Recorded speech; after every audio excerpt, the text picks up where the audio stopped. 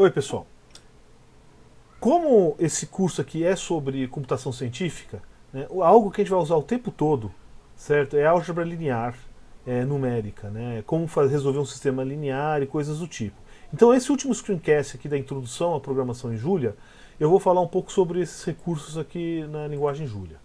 Né? Então, a gente vai só abrir esse 11º notebook, tá? E a gente consegue fazer. Bom, vamos definir uma matriz aleatória, 3×3. Certo. E aqui eu vou definir um vetor preenchido com o valor 1 aqui. Tá? Multiplicação, certo?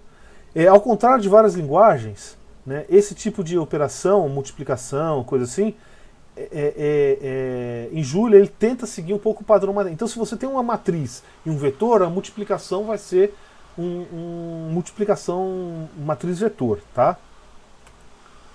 Não é coisa elemento a elemento, por aí vai. Transposição, né? Se você coloca linha na matriz, você transpõe ela, certo? Ela cria aqui isso aqui é um tipo de dado. Não interessa assim agora saber por que é isso. É uma operação lá em matemática aí. Existe toda uma questão. O que é um transposto, né? O que é o transposto de um vetor, por aí. Tá? O fato é que isso aqui, do jeito que ele é feito, ele funciona e é o que vai interessar pra gente agora. Em vez de colocar aquilo, você pode usar a matriz transposta. Certo? Ele está usando a mesma memória original, não está alocando memória nova, né? Então, isso aqui é uma operação básica. Multiplicação numa transposta pela matriz, já vai só escrever ela direto, tá? Se eu quiser resolver o sistema linear numa matriz A, então eu tenho AX vezes B, e onde A é quadrada, certo? Você tem a divisão, é uma barrinha para cá, né? Então, pessoal, isso vem do MATLAB, se não me engano. Então, a barrinha para cá é o oposto da divisão, certo? Então, eu resolvo ela dessa maneira. Tá? Se eu tiver agora uma matriz que não é mais quadrada, né? Por exemplo, ela tem mais linhas do que colunas, tá? Essa aqui é uma matriz alta, certo? Tá? Ele também vai fazer uma coisa. Pô, mas como é que ele faz isso? Ele vai usar um mínimos quadrados. Na verdade, o que ele está usando por trás disso é o que ele chama de decomposição QR, que a gente vai ver daqui a pouco. Né? E se for aí eu monto uma matriz ali que tem repetição, ou seja, ela é linearmente dependente às colunas, né? Ele também consegue fazer algo aqui, tá? Então ele é mais ou menos inteligente para essa parte de álgebra linear, né?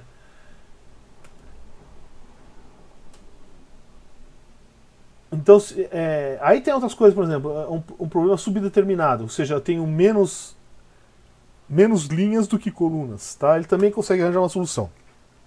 É lógico que algumas vezes essa solução não vai ser bem adequado para você, para a tua aplicação. Mas em geral, né, ele tenta fazer a coisa mais óbvia para a situação, certo? Se você tem uma necessidade especial, você vai ter que entrar na coisa um pouco mais baixo nível, tá? E aí que entra essa biblioteca chamada Linear Algebra, que já vem instalado junto com o Julia, tá? Então eu vou entrar aqui nessas faturações aqui nesse outro notebook, né? Que aí usa essa coisa, essa Linear Algebra. Então o que eu estou fazendo? Primeira coisa, crio uma matriz, crio um vetor, né? Se a gente quiser ver aqui, ó. Então, A é uma matriz, X é um vetor, e o que é A vezes uma matriz vezes um vetor dá uma matriz. Dá um vetor, quer dizer. Então,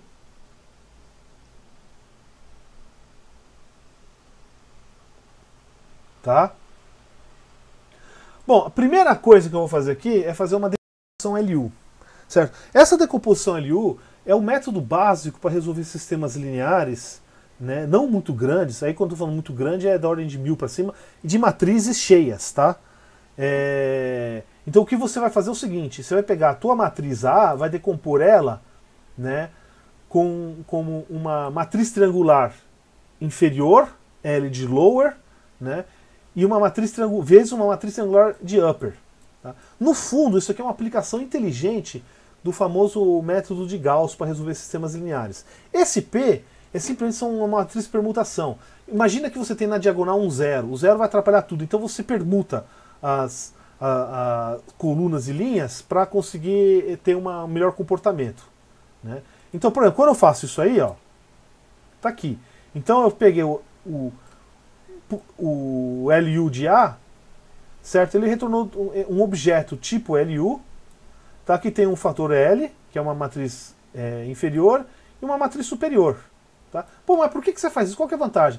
A vantagem é a seguinte, essas matrizes são muito fáceis de resolver. Então, na hora que eu faço isso aqui, tá? Você começa resolvendo por essa, aí resolve essa linha e resolve essa linha. E aí depois faz a mesma coisa aqui. Então é o jeito mais simples de você resolver um sistema linear cheio em geral. Tá? Aqui você vai ver a matriz de permutação. Né? Você vê que tem uma permutação aqui. Você tem o L e você tem o U. Tá? Bom, lembre-se que quando eu resolvi o sistema linear usando o dividido invertido, né, no fundo o que ele está fazendo, internamente ele faz aquela decomposição e resolve para você o sistema linear, certo? Qual que é o problema disso? Na hora que você faz isso, se você quiser resolver outro sistema com outro vetor B, isso aqui você vai ter que fazer essa decomposição de novo, toda vez. Então se você fizer a decomposição antes, certo? O Julia é inteligente o suficiente para saber, olha, usa essa decomposição. E aí você pode variar o B e você vai ter um negócio extremamente eficiente. Só lembrando, isso é algo que a gente vai ver para frente, se N é o número de linhas ou colunas da matriz, certo? Essa decomposição ali é uma operação que custa N ao cubo, ou seja, você vai ter um número vezes N ao cubo operações. Tá? E essa resolução do sistema, né, aqui, tá, é N ao quadrado. Certo? E, pô, mas quadrado terceiro. Pensa no seguinte: se N for 10, N ao cubo é 1000. E N ao quadrado é 100. E se N for 1 milhão? Entendeu? Então esses números, a diferença vai ficando. Então isso aqui é um puta de um ganho. Tá? Você tem a função aqui para calcular a determinante. Né? Tem um outro tipo de fatoração que está intimamente ligado ao mínimos quadrados. Certo? Depois a gente vai ver um pouquinho mais sobre isso. Né? A vantagem desse QR é que você consegue usar isso com matriz de outros tipos, entendeu? Não precisa ser quadrada. Novamente, se eu fiz essa decomposição, ele vai ter um negócio. E com essa decomposição, eu também poderia resolver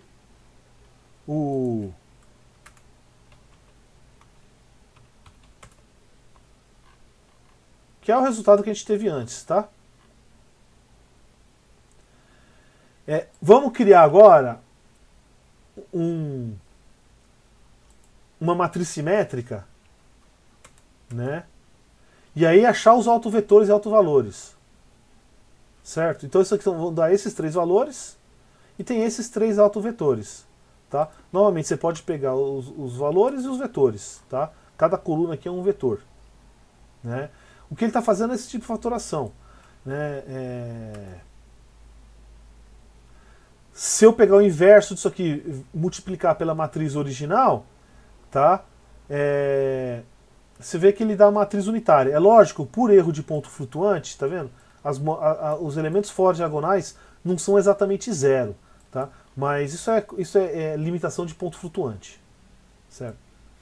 Muitas vezes, então, matriz cheia, maravilha, mas muitas vezes a matriz cheia, uma matriz genérica qualquer, ela implica algumas limitações, ou seja, ocupa mais memória, tem muito mais operações. Você pode, uma das coisas em computação científica é tentar explorar a estrutura da matriz. Então a primeira coisa que a gente pode fazer né, é explorar, por exemplo, o fato de uma matriz ser simétrica. Tá? E aí o que acontece? Você vê que ele deu, ele retornou simétrico, né? Se eu fizer, dependendo do número que fizer aqui, ele pode eventualmente dar falso.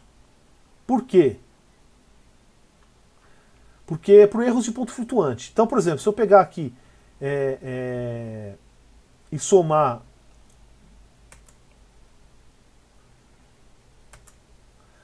um errinho pequenininho, esse epsilon é o erro do ponto flutuante. Depois a gente fala um pouco mais sobre isso, mais pra frente. Tá?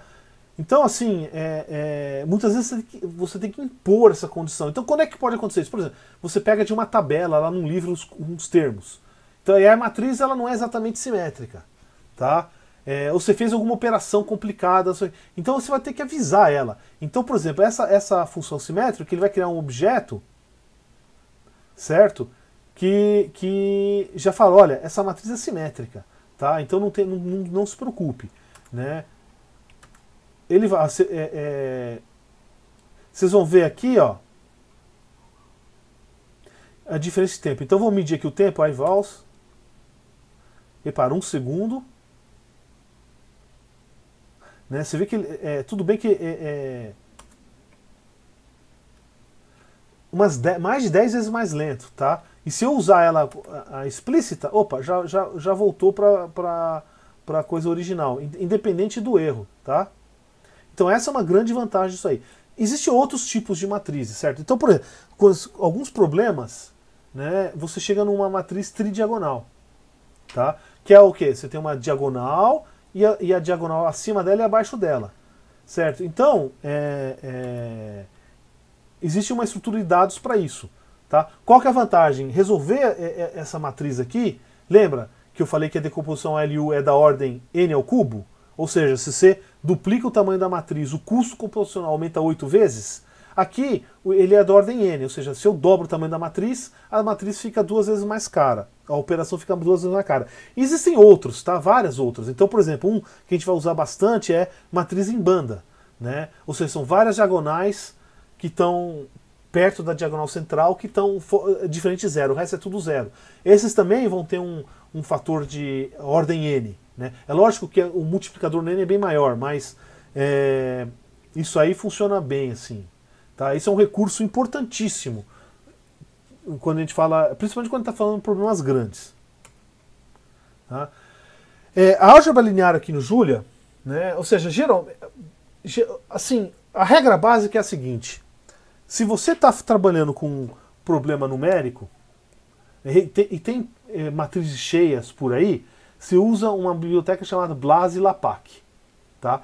Essas bibliotecas, existe uma implementação padrão em Fortran, né? Mas o pessoal já desenvolveu assim, métodos de cálculo em linguagem de máquina, até machine learning, tudo para fazer um negócio bem mais eficiente. Tá? E aí, só que essas matrizes elas só funcionam com os tipos de dados que estão ligados direto no processador. Então, por exemplo, um ponto flutuante de 32 bits, um ponto flutuante de 64 bits, é um complexo com ponto flutuante de 32 bits ou um complexo com ponto flutuante de 64 bits. Né? Então, e Julia usa essas bibliotecas, tá? Só contar um caso curioso, alguns anos atrás, né, veio um professor da Poli, né, veio conversar comigo e falou que tinha um aluno dele que estava fazendo um programa lá, tá? E não estava rodando, ele estava um programa em C, né? E não estava rodando nem nada, né? Aí eu cheguei, ele viu se eu não podia dar uma olhada para ajudar o cara. Então eu fui lá no dia seguinte, eu dei uma olhada, é um programa grande pra caramba. Eu falei, pô, não vou conseguir ajudar muito. Mas você tá resolvendo o sistema linear, não tá? Tô. E aí ele foi lá e eu vi. O que você tá usando para usar o sistema linear? Ah, eu fiz um LU aqui, uma decomposição que eu fiz aqui. Eu falei, olha, não faça isso, tá? Usa o BLAS e o LAPACK, certo? Que na melhor das assim, na pior das hipóteses, o teu código vai ficar bem mais rápido. E pode ser da ordem de 10 vezes mais rápido, né? Aí maravilha, eu fui embora. Tá? Aí chega um mês depois, vem lá o professor, vem me dar um abraço. Aí ele me contou a história. Ele tava o programa feito, ele estava fazia um ano tentando resolver o problema do programa, né? O prazo do doutorado do moleque estava acabando, os caras iam tentar fazer uma outra gambiarra, né? Só foi mudar aquilo. De fato, o código ficou 10 vezes mais rápido, certo? E, além disso, né, começou a funcionar. O meu programa só mudou aquilo, começou a funcionar. Qual que era o problema? Ele tinha uma matriz mal condicionada e qualquer errinho começava a somar. Tá? A moral da história é a seguinte: álgebra linear computacional é difícil. Se você não for entender muito do assunto, não se meta nisso. Use o que já está feito. Certo? E o que está feito é o Blas-Lapaq. Mas em algumas situações, e aqui já não é algo muito na aplicação do dia a dia, né, em CFD ou no CT-metro, né, a gente quer usar outros tipos de dados, por exemplo, números racionais. Então, aqui a gente tem um número racional aqui, que é a razão entre dois números, certo? Você pode definir uma matriz de números racionais. Então tá aqui, certo? Né? E aí resolve o bagulho. Qual que é a vantagem disso? Ele vai ter a solução exata. Por aí vai. E você pode até fazer a decomposição LU do bicho, né? É lógico que isso aqui não tem várias vantagens, mas é o seguinte, por trás, ou seja, quando ele pode, ele usa o LAPACK.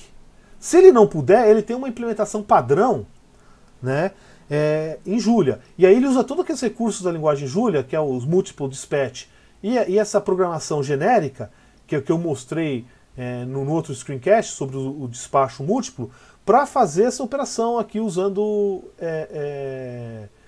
números racionais. Se você poderia usar um número de ponto flutuante de precisão maior, ou eventualmente isso aqui poderia até funcionar com matrizes em bloco, entendeu? Então assim, isso aqui e usando o mesmo código, tá? Então isso aqui é realmente uma grande virtude da linguagem Julia, certo?